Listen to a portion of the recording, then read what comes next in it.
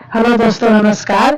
एक बड़े से भगवान का गाना है तो आप लोग सुनिए और लाइक करी, शेयर करी, सब्सक्राइब भी करी, ज्यादा से ज्यादा कमेंट भी करी, ज्यादा से ज्यादा लाइक भी करी और सपोर्ट करी। आगे मुझे आप लोग बढ़ाइए। पैरों में घुंघरू, हाथों में कंगना, पैरों में घुंघरू, हाथों में कंगना, धीरे धीरे आए गरस गौरा जी के अगना, धीरे धीरे आए गरस गौरा जी के अगना।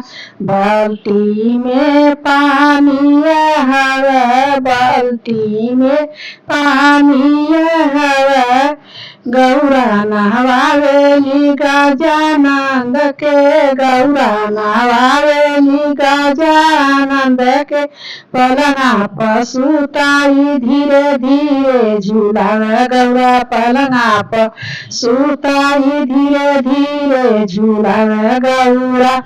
पैरों में घुंघरू, हाथों में कंगना, पैरों में घुंघरू, हाथों में कंगना, धीरे धीरे आए गजानंद शिव के अगना, धीरे धीरे आए गजानंद शिव के अगना।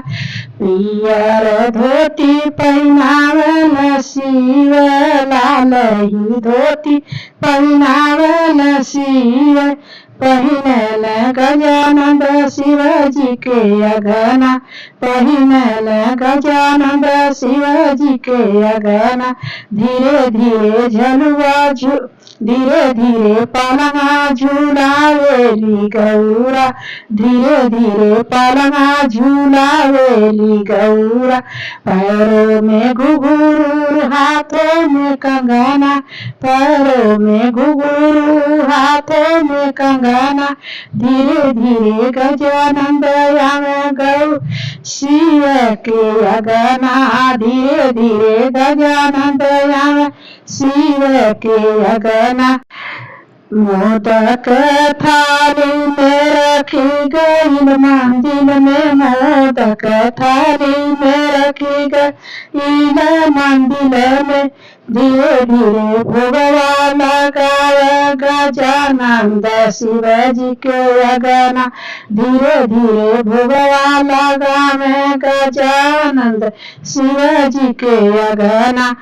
धीरे धीरे गौरा झूलावेली पलंगावा, धीरे धीरे गौरा झूलावेली पलंगावा।